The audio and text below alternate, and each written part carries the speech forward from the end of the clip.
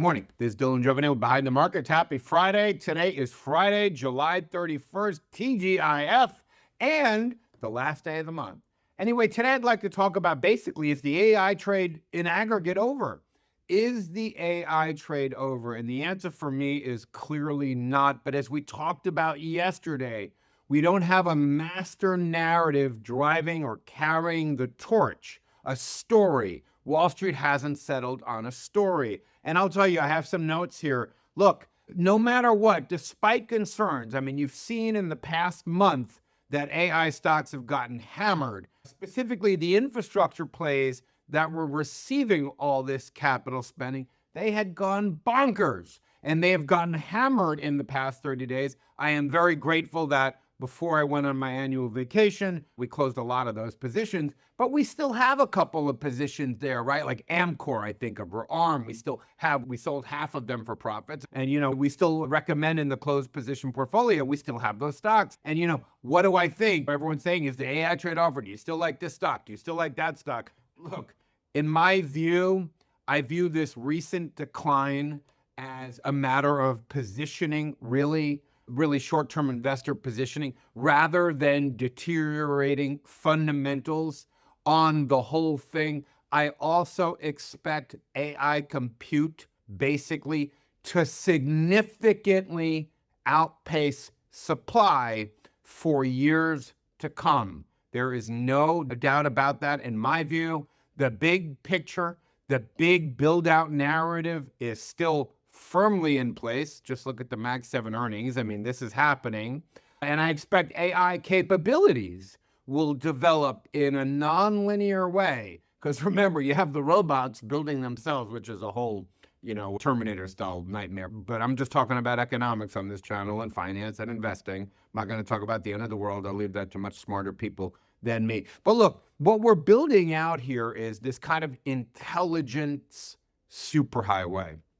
And, a lot of people that follow this, one in particular who's a pretty smart guy, a friend of mine, said to me, look, companies are stopping this token maxing.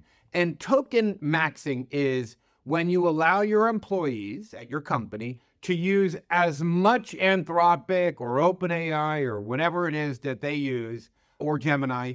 Don't worry about the costs. Just figure this out. Use this. A lot of companies are putting a clamp on that because token maxing, which is tokens are the price that the AI models charge to use their service, they're so expensive. A lot of people are worried about that. And there's a good point. That's a good point. But when you look at the percentage of companies that actually are using, the penetration still is under 10%. So this has so much room to grow. But again, if you look at a chart, over time, this is what the chart will look like. But if you look closely, there'll be a lot of little dips along that chart. This is the nature of it. This is what it looks like when you build out infrastructure at this scale and pace.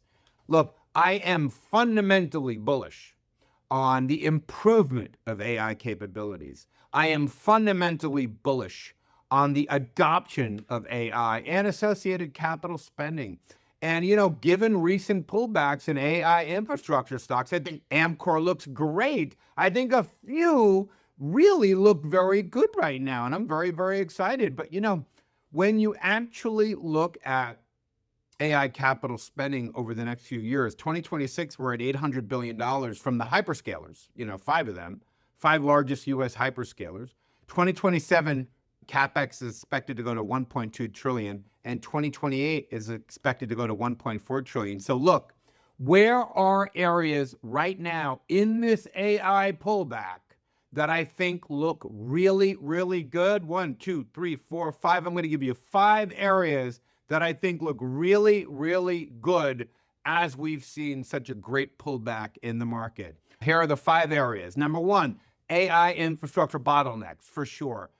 These are companies that help address labor shortages, shorten time to power, expand electricity. These stand to benefit, including fuel cell providers, Bitcoin operators that used to mine Bitcoin that are now transitioning into data and infrastructure providers, turbine manufacturers, energy storage companies, power developers, data center REITs. These companies look good. That's number 1. Number 2, compute manufacturing ecosystem, businesses that are positioned to benefit basically from growing demand of AI compute. But remember something, like semiconductor producers and the packaging companies, like we talk about Amcor, as the value of intelligence rises, but supply remains constrained. It's a big, big deal. Also, 3 leading Chinese AI solution providers. I mean, we don't know. I shouldn't even have these officially on my list, but I see that they're mispriced.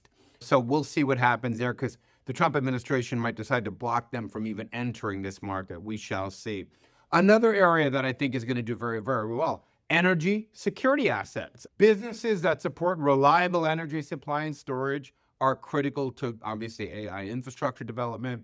And of course, hyperscalers themselves. Large tech companies have the scale to generate attractive returns on AI CapEx and accelerate this adoption. And you can see that with Microsoft's earnings. It's actually a tale of two cities. Companies that are actually able to see their cloud business grow look great, but every time Meta says, well, we may or may not use it for cloud, you can see that Mark Zuckerberg still has glory on his mind with how he's going to use that compute. But we shall see how that all works out. As far as I'm concerned, those things just look cheap. They sold off even before this latest AI infrastructure sell-off. So those are the 5 areas that I think do very, very well.